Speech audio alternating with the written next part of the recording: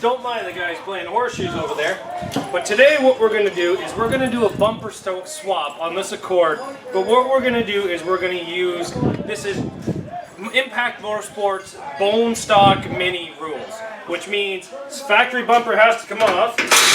Now, this Honda is actually pretty rust free. It's not very often I can undo factory bolts without them snapping. So what we're going to do is, I really want to take that Mazda 3 bumper and I want to put it to the limits. So I'm going to try to put it on the front of this car. Now this is the factory Accord bumper. There is nothing really special with this. It's just a hollow piece of tin. As you can see, the whole back of it's open. Yes, it's got a little bit of factory steel on the inside, but it's all rubber bushing, so that way it's designed to bend and stuff. It's not really that good. Is we're going to put this Mazda 3 bumper on there. And it's still, that bolt I used to put the 03 and new bumper on the top of it is kind of actually made a pretty big ding and rip inside of it, but everything else seems to be pretty strong on it.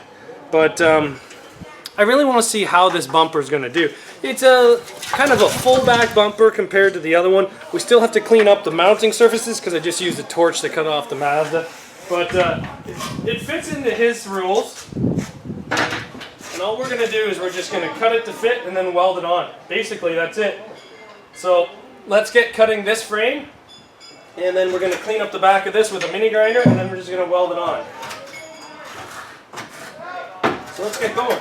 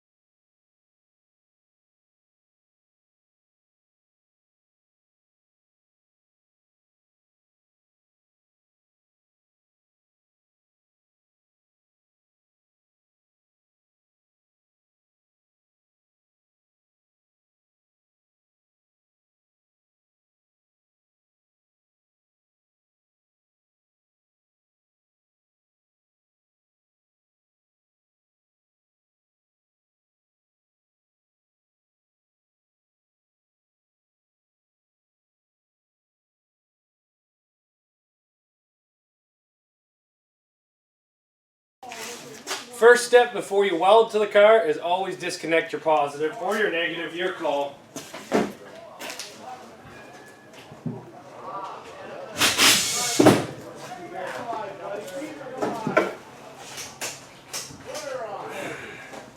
There, my battery's disconnected.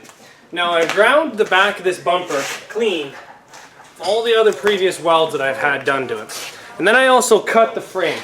Now I didn't shorten the frame. The factory bumper was a straight mount. Now this one is a curved mount because of how it mounts on the factory Mazda.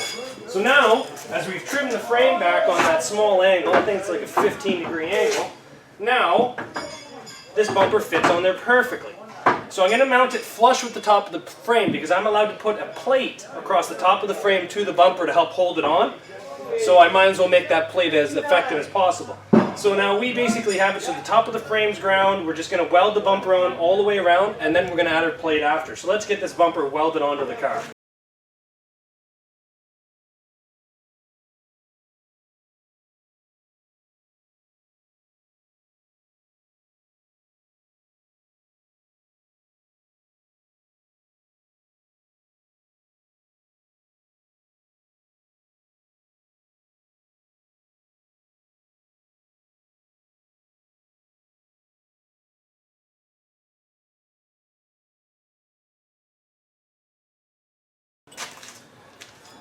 Little warm, but that's what we're going to use for our plates on the top of the frame.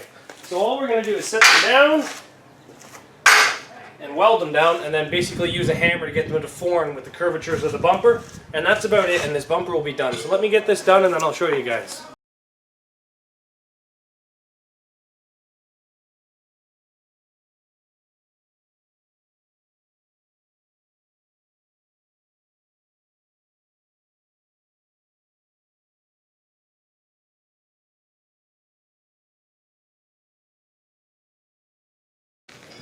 So there you have it. We have the Mazda 3 bumper that's already been through 2 demolition derbies, mounted on the front of our Honda Accord.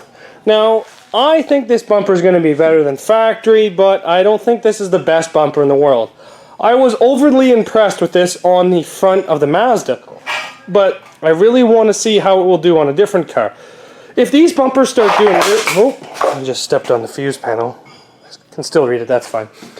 But if I'm overly impressed with this bumper, I'm going to go to the scrapyard and remove quite a bit of these. They are very, very easy to take off the car. And honestly, they come off with 4 14mm bolts, and then you just jump on it a couple of times and everything comes off of it. So I'm going to see how this does, and if I like it, then I'm going to go stockpile a whole bunch of these. They're not as wide as I would like, but you know what? It is the perfect width for these frame rails, and these cars are a pretty wide car. But I did mount it upside down again. The only reason I do that is for this little lip, to try to give it maybe just a little bit more top stability. Who knows, we'll see. But the rear bumper on that Mazda actually looks just as beefy as this front, and it didn't bend at all when it was on the Mazda. So maybe in the future videos, maybe I can cut the rear bumper off and use it. See, here's the rear bumper. It looks just as beefy as the front bumper, so we're going to definitely save this bumper. Might even save the factory shocks on here, because a lot of cars you have to keep the factory shocks on them. So we might even just keep those, just to weld those onto the next car. Who knows, but I'll be definitely keeping this. Like this one here just removes with these 4 12mm bolts, and then it just pops right off. So that will be coming off too before this car goes to scrap. But thanks for watching Zach's Workshop, and take care, guys. We'll see you back here tomorrow. Don't forget to leave a like and a comment. Boom.